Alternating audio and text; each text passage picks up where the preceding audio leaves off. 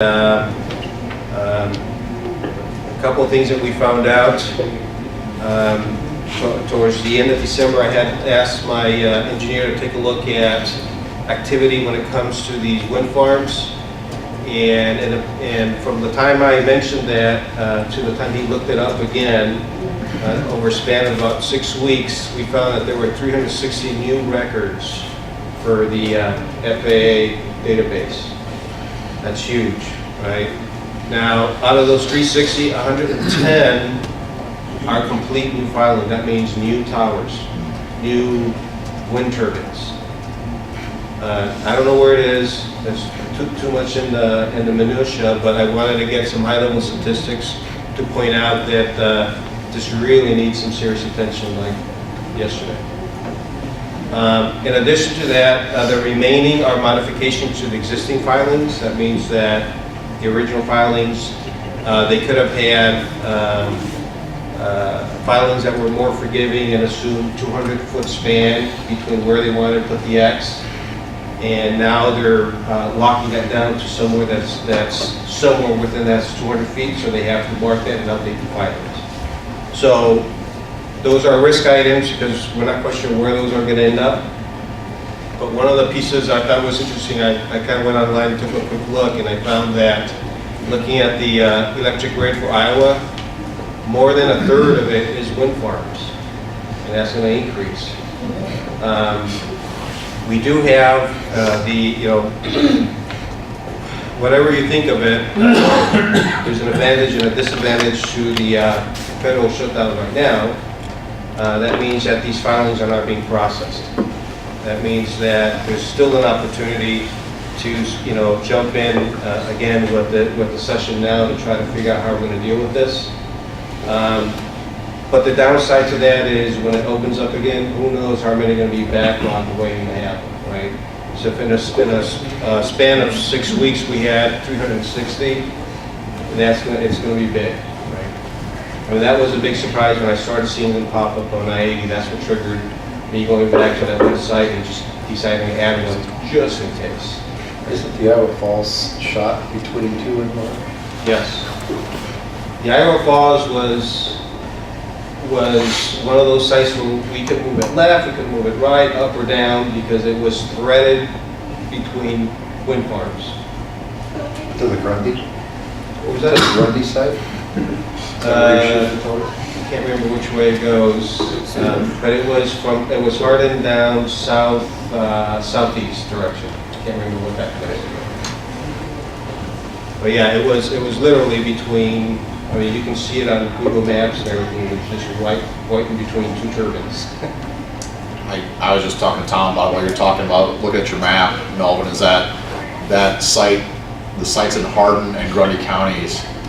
That's the route of travel I take here every day, and they are actively out there building new wind towers in between those two sites. Correct. So, I mean, obviously, I just see that, and knowing what we're dealing with here is something that we need to act on. Hopefully. I did find that, to my surprise, which is a good thing, I found that there's a lot of local counties have their own process in place for permitting for the wind farms, but a lot of it really just deal with the aesthetics and the placement and all that. There's some general vague language about interference,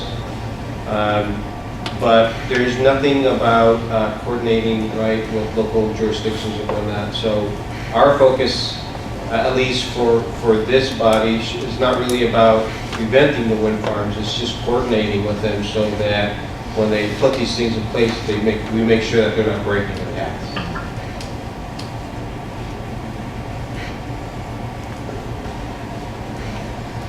That's all I have.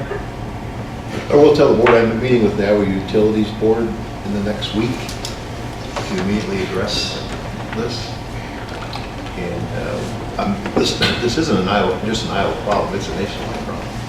Yeah. So in Iowa we get ahead of it. I think it's good timing. I think also the board needs to get actively involved, and when I do find the conduit of how this stuff works, is the board needs to, through one of the committees, draft a letter that the board can send to someone expressing our concern with this, to make it an official date.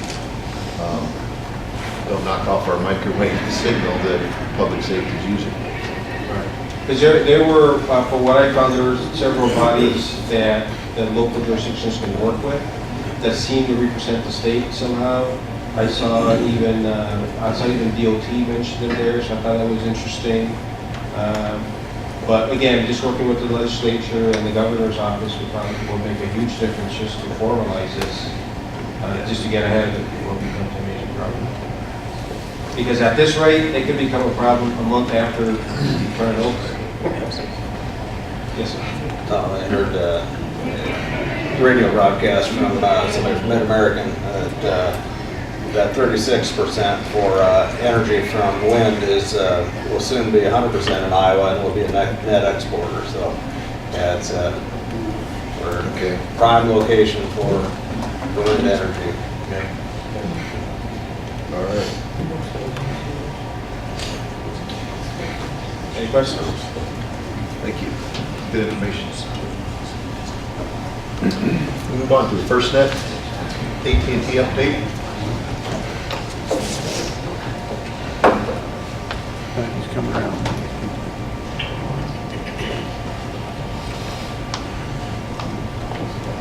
Good afternoon, everybody. My name is Trent Mitchell. Most of you haven't seen me yet. This will be my first time meeting a lot of you. Some I've been in meetings with some of you individually before. I am the area retail sales manager of the state of Iowa. So I oversee operations for distribution as well as sales related to FirstNet, along with our consumer division as well too. So I'll go over some information today related to network progress and the rollout of different network sites that we have coming online. As well past that, we'll talk a little bit about cost savings that we can give you guys. And then we'll just go over some progress that we've made as far as rollout to some of the different private sector companies that are taking advantage of FirstNet right now. So as most of you know, we have a 5-year network development timeline right now. That completed plan minimally covers at outdoor coverage levels. So I'm going to go over some coverage levels with you guys, and then I'll kind of give you an idea of what that actually means. So currently right now, we have an agreement with FirstNet Committee to cover the state of Iowa, and we have to meet minimum percentages for those coverages.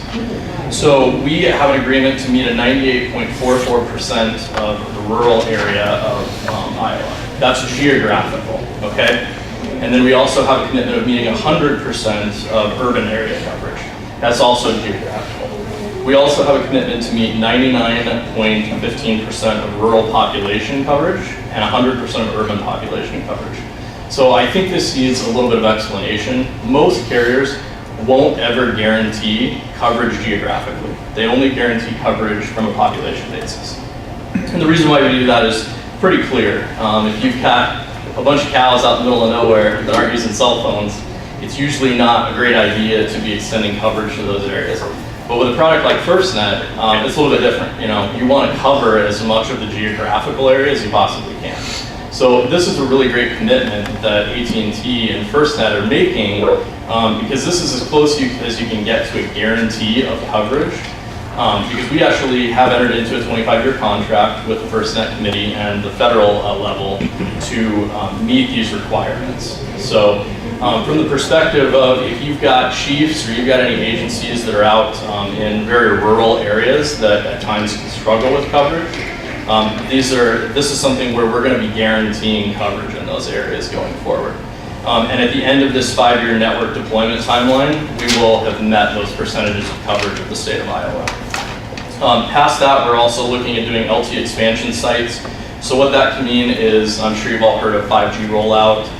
So those sites are being retrofitted currently. So anything that we don't have currently at that level or LTE, so we do have sites that are online that might need 3G that need retrofitted. All of those sites are going to be retrofitted for you guys' use with FirstNet. That's 134 baseband upgrades across the state as of right now, and that includes our 5G sites that we have planned as well too. We also have several Band 14 sites active in multiple locations across the state as of right now, with planned sites coming in the future. As far as total number of sites, we have 211 new sites in progress right now.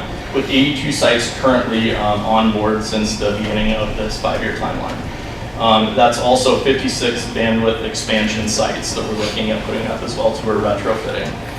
So the nice part about this is if you look at a 5-year timeline, we're about 30% or a little over 30% complete already. So we're actually ahead of schedule as far as our build cycle goes for this. So this is something where you're going to see us at network parity with your current companies that you use for your telecommunications almost immediately. And then past that, you're going to see us, obviously have total coverage and be providing service in some places where you might notice some holes right now with your current providers. As far as recent areas that are covered, I've got about 20 different areas that are covered, and I'm going to have Sean, he's agreed to send this deck out to all of you after this meeting's over. So rather than reading through all the areas that we've got covered right now, he'll send this to you and you can look through that on your own. But I would absolutely encourage you to, you're going to get my information, my contact information with this deck at the end of the meeting. So if you have any specific needs or questions about areas of coverage or places that you might want to know more specifics about, definitely reach out. Because we're willing to go out to those sites, do drive tests for you, verify coverage right now, and even give you specific information going forward about coverage plans in the future. So one of the questions that we get a lot of times about FirstNet is, what does this do for a cost benefit for my agency, right? Which is the other side of this outside the network.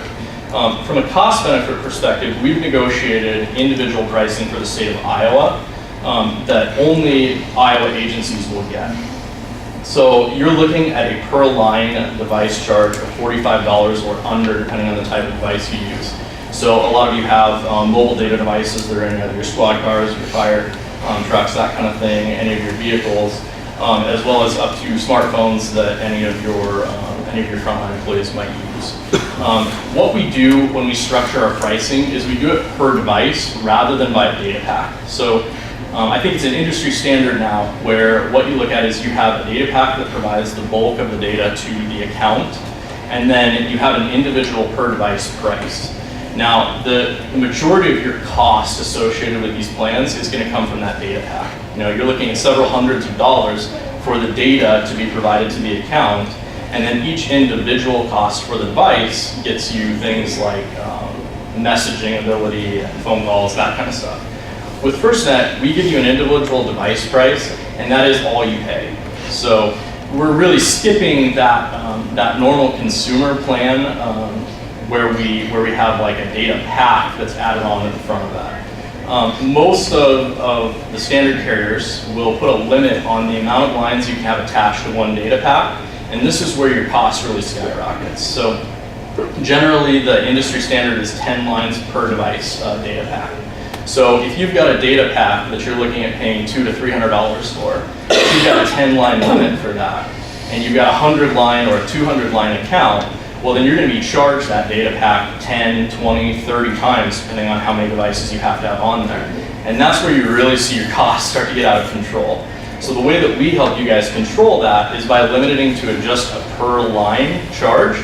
And because of the advantages we have with the contract with FirstNet Authority, the $45 price point is pretty lucrative in comparison to the plans that you're probably already on. So that's something where my sales team and my representatives that are out in the field would love to get with anyone that has a budget that they're trying to hit or has a certain price point that they're trying to look at. And individually tailor some kind of a plan for you so that you can see those cost savings. But that kind of gives you guys an idea of why when we say, this is going to be a product that gives you a lot of advantages from just a signal perspective, and it's also going to give you a really good price point that's going to save you some money on your budgets and going to be a good thing for your departments. So. As far as rollout from what we've done so far, this is really encouraging. As of the last 3 months, we've had several volunteer fire departments come online. So we've had about 5 volunteer fire departments in the Des Moines area come online that are already currently using our products. And we've also had a ambulatory contractor come online with us as well too. And that's a pretty significant amount of lines. That's a 50+ line account that covers the whole state. So that's a really positive indicator, because most of these smaller fire departments are in those rural areas that you guys are worried about, right? I think we all have that mindset that Des Moines is covered, Metro are covered, and that makes sense from a business standpoint because we've already got the network there. So I think the fact that we're bringing all of these places online just indicates that we're also doing a really great job of covering some of these smaller places that might not be considered so urban. We're talking about places like Winterset, Adel. We're talking about places like Fairfield, Grinnell, places that aren't quite as considered as metro as the Quad Cities or Des Moines. So that is what I have for you today. Do you guys have any questions for me at all? You said that it's a 5-year plan. When did the clock start, or when does it end? So we're about a year in right now. We're about a year in right now as far as our build plan goes. Like I said, we are ahead of schedule at this point. And at this point, we're looking at probably winding up doing retrofitting at the end of those 5 years. So the technology, one of the questions that came up in the committee the other day was, how the technology changes, and are we going to get a guarantee that Band 14 is rolled out at the end of the 5 years at 100% of the area of Iowa? And I think Andy's response was, well, there's a possibility that might not take place, right? But I think more specific to that is that we're so far ahead of build schedule right now, and technology changes so quickly that it's likely that we'll be on a second build schedule before the end of that 5-year period. So it's important to keep in mind, to answer your question, we'll be done ahead of time is what it's looking like right now, and we'll likely be already into retrofitting several sites with like 5G and advanced LTE and data enhancements by then. Can you give me a date? Can't give you a solid date. No, I can do a little bit of research in that. Yeah, absolutely. So that's something that I addressed with Andy, with our network team, and I have no doubts that anybody that needs a solid date or a more solid date on where their network is going to be, we can provide you that individually. And that's the most important thing that I would point out as well too. We do these network tests for you guys on a very individualized basis. So rather than showing you a map that has a dot on it where a tower is, that's really not a great description of what your network coverage is going to be like. So we absolutely encourage you to reach out to us, because on an individual basis, we'll go out to the areas that you need coverage at, we'll do drive tests with you, and we'll actually test the signal on the ground, which is what we find to be the best way of proving the product. So contractually 2023? Yes, contractually 2023. Yeah, and that's the nice part about this is, with these build schedules, you don't generally hear that any provider will guarantee something like this, just because it's so fluid. So like I said, this is the closest thing you get to a guarantee, because we've entered into a contract with the First Net Authority, so we are required to have and meet that 5-year build schedule. I know you said that you're responsible for all of Iowa stuff. I know that you have subordinates that are out there in those areas out there rural, because I know we were just contacted here at Waverly Police Department about meeting with a rep. Sure. To discuss the FirstNet capabilities in our area and what you can provide user-wise. So is it advantageous when we get those letters to actually kind of kill two birds with one stone, to get our local volunteer fire chief to show up as well, so that way if you want to go out and test the range of it or the coverage of it, to have them there at the same time? Absolutely. So if you set up a meeting with any of my folks that I work with in the state of Iowa, we'll definitely meet with as many people as we can at one time as possible. At the same time, we're absolutely willing at those meetings to get you demo devices as well too. I think this is something that came up in the meeting the other day, where you can actually have your people take those devices out and do their own testing. Okay? We always like to be with them to be able to inform them as to what they're seeing as far as testing those devices as much as possible. But we're completely willing to let you guys, use these devices at no cost, so that you can actually see the effectiveness of the network and everything like that. Okay. Thank you. Any other questions? Thank you. I'll have Sean send out my information, and please, like I said, reach out to me if you have any other questions. Okay, move on to, I don't believe Jim Lundstead's available under ECD update. Chris, I think you wanted to quickly touch on standards, or? Yeah. The standards committee did not meet last month because the date of the meeting fell on Christmas, so gave them the day off. We're going to be rolling through some of the standards that are kind of the second tier. One thing that the group will be looking at next month will be official travel. I know this was requested by some users that we have something lined up for that. So that will be on the docket for the end of this month. Otherwise, that's the report from the standards committee. Okay. There is no old business, straight to new business. We'll go right to Chair Buffington under user approval. Thank you. The user group committee has reviewed and approved, and also moves to approve the following for approval for ISICS access. Walkie schools at level 1, Des Moines International Airport at level 2, updated Iowa Department of Homeland Security Emergency Management to level 2, Greene County at level 3, Union County updated level 4, and the city of Des Moines updated to level 4. That comes in the form of a motion. Myself as chair of each group.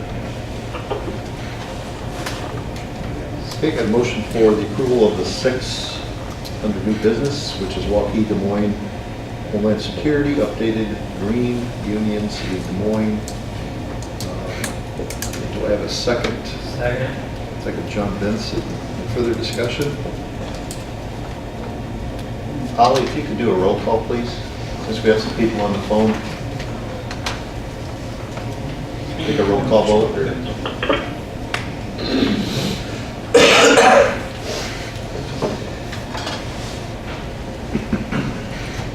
So just call out. Just call their names, yep. Okay. Jeff Swearingen. Aye. Patrick Updike. Aye. Sandy Black. Aye. Marty Smith. Abstain. Tom Lampy. Aye. John Benson. Aye. Andy Buffington. Aye. Ellen Hagan, she's not here. Michelle Bischoff. Aye. David Ness. Aye. Jason Leonard. Aye. Rob Roder. Aye. Michael Casper. Aye. Carolyn Smith. Aye. Larry Smith. And Angela Clouser. Aye. Okay, motion passes. Let's just stay up there. Stay up there. We'll do some more here while you're up there. TIAPR membership approval. I'll need a Yep. board member to make that motion. Chris wants to brief what the motion would be. Yeah, so this would be to ensure that we have continued membership within the TR8 group. That is the group that sets standards for how the P25 radios work and how the systems work. Our network is built on a P25 backbone, more or less. So it's good that we have a seat at the table. The reason we're here is because when this membership was originally done, it did have a sunset date on it. I think it was 2 or 3 years from the time we joined to when we would be needing to reevaluate this. So that time is now. We did get a notice from them that our membership fee would be increasing, but TIA and TR8 have adjusted their rates to accommodate government users. So the end extra cost for us would be around $100 each year. Our membership fee would now be $1,300, and we would still have a full seat on TIA and TR8 with voting rights and access to membership with all the subcommittees. Typically each year, the costs associated with participating in all these meetings is right around $5,500. So we don't get anywhere close to that 15,000 annual cap. It would probably be good to make sure that we have some sort of term limit on this as well. So adding a 5-year kind of sunset or reevaluation date to this membership would probably also be beneficial, just so that we're always aware of how things are shaping up. One of the reasons the cap is relatively higher is so that if we wanted to have someone else go to the meetings along with me, that they could. Say we wanted to send like a Rob Dennard or a Wally Walzer with me down to the meetings, we would have the budget to do so. So that's where that stands right now. The Finance Committee has approved the concept of budgeting up to $15,000 per year for these types of activities. Okay, I'll entertain a motion for the $15,000 for the TIA. I make it Black. Hey, Sandra, second? Roder, second. Roder, second. Further discussion? Roll call, please. Jeff Swearingen. Aye. Patrick Updike, Aye. Sandy Black, Aye. Marty Smith, Aye. Tom Lampy, Aye. John Benson, Aye. Andy Buffington, Aye. Michelle Bischoff. Aye. David Ness, Aye. Jason Leonard, Aye. Robert Hubbard, Aye. Michael Casper, Aye. Carolyn Smith, Aye. Larry Smith, Aye. Angela Clauser. Aye. Okay, motion passes. Move on to the ISICSB obtaining an FCC FRN chair update. Okay, so let me give you a little history. Some of this topic is related to the 700 meg air-to-ground channel. In the past, we were approved to go ahead and license those frequencies. But one of the roadblocks that I ran into was over the years, a lot of these agencies have been licensed under an FRN that was possessed by the DPS. They handle a lot of these licenses to the various agencies. A few years ago, when the DOC was narrow banning all of their equipment, I made a request to Les Fish at the time, that we pull that away from DPS and we would manage our own licensing. And so we basically had that FRN created for the Department of Corrections. So now I have a user account and password to do all of that.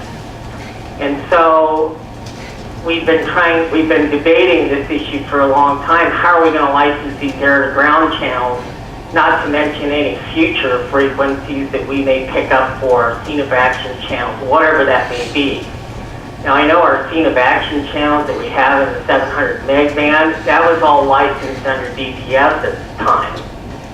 So, I made some calls to people at DPS to see what their attitude or feelings were towards handling these FRNs, which is an FCC registration number. The attitude was that we've pretty much got enough to do on our own, and the people within the technology committee said, the ISICS board should really be handling this topic on their own. And so by going forward in obtaining an FRN to the FCC, we would have to come up with contact names and numbers, whether that's the chair, the vice chair, or myself, or all of the above, and go ahead and try to move forward with getting that FRN so that we can handle some of this licensing on our own. And so that was the point of coming to the board to get, have that discussion and potentially approve that action to move forward with obtaining the FRN.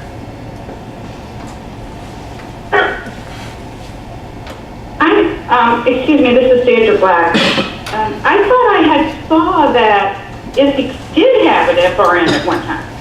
Are you saying that I misread that? I mean, Well, did I misunderstand something? Well, the frequencies were licensed under the state of Iowa DPS Oh, yeah. with an ISICS name tag associated with it. So what you have to do is an assignment with a new, so you have an ISICS FRN, correct? I don't have access to it though. I don't have That's easy. that. All right, I got it right here. I'll find it. But we can take this offline, if you want, so we're not discussing it here, or you can tell me how I can help.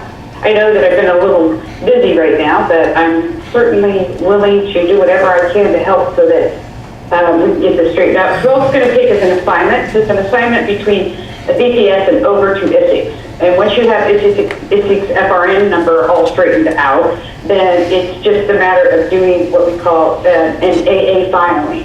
And it's all done inside the system. You don't have to go through permission or anything.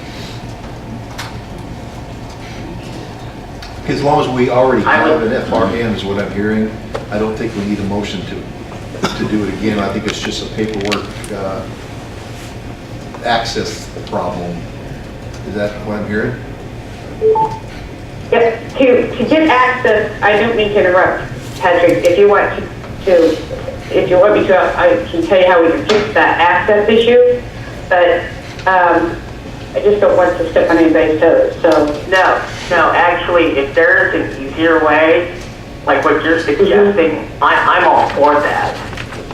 Right, so here's what it is that when we go into the FCC and you have if you're locked out of your ASR number, right, then what we do is call the FCC, send them a fax or an email, and then they will call the person who's in charge of that ASR number and say, is this okay? And they say, yeah, that's okay. And then boom, you've reset your password. So also it's under tax ID, so ISICS has its own tax ID. Well, that was going to be another issue to address. Those are questions I can't answer. I don't know. Well, you I got, would assume so, but I'm trying to get to it right now. Since the commission, as you know, is down, right? I'm trying to use an old back door that I used to have, so. But I can get this information as soon as we're off the phone. If you want to call me, we can work through this. And we won't be able to do some of it because the commission's down, but I could possibly get the paperwork started and doing what we need to do. in the interest of time, let's do that, do it offline, and we'll keep moving here. Yep. Okay, I'm thank all you. in favor of that. All right, thanks. Move on to the standards approval, governance chair Benson. I have no interest in a public office.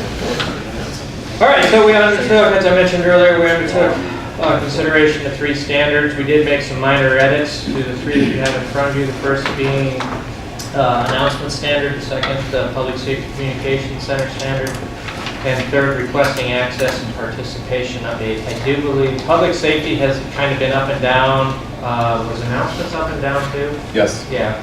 We had some changes and some clarifying things we needed to make them work right. Those were taken care of and then provided back to us. So I would make a motion to approve the announcement standard, the public safety communications center standard, and the requesting access and participation standard. We have a motion from Chair Benson for the approval of announcements, public safety, communications center, and requesting access and participation. Do we have a second?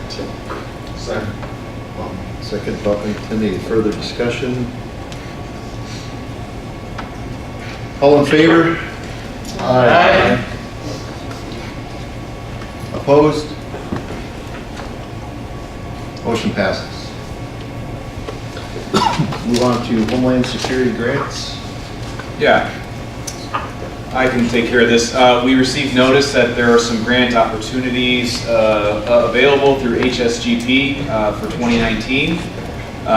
Would kind of like to see if we could maybe come up with some sort of coordinated effort to figure out what we would like to ask for. We have some of the STR trailers that we could get updated to handle trunking equipment. I'm sure there's some other projects we could look at as well. I know my time here with the board has been relatively abbreviated compared to some of us. Chair Lampy, I know you've got some ideas for projects as well, aside from just the trailers and possibly expanding some consulate items. Is there anything else that I missed here?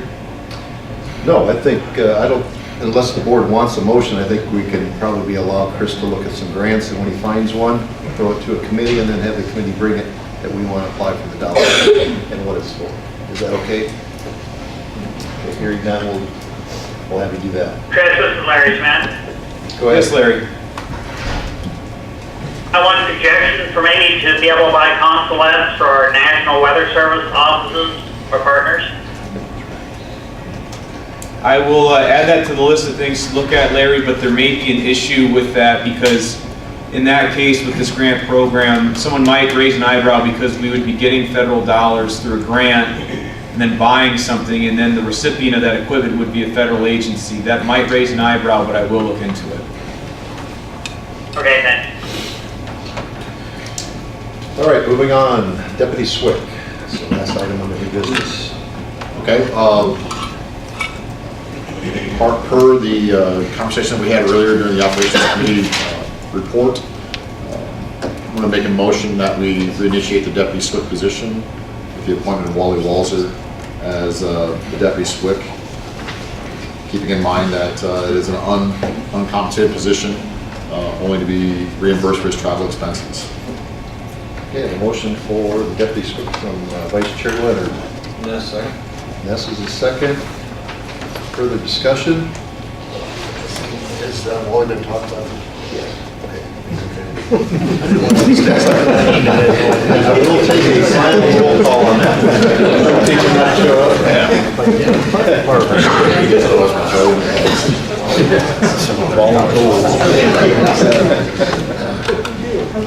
Jeff Swearingen. Aye. Patrick Updike. Aye. Sandy Black. Aye. Marty Smith. Aye. Tom Lampy. Aye. John Benson. Aye. Andy Buckington. Aye. Michelle Bischoff. David Ness. Aye. Jason Leonard. Aye. Rob Rotter. Aye. Michael Casper. He's still there. Michael, are you still on? Carol Lund Smith. Aye. Larry Smith. Aye. Angela Clouser. Okay, motion passes. Thank you. We're on to the public comment. If anybody from the public would like to address the board, please approach the podium. Okay. Motion for adjournment. Okay, we're adjourned. Thank you for a good meeting.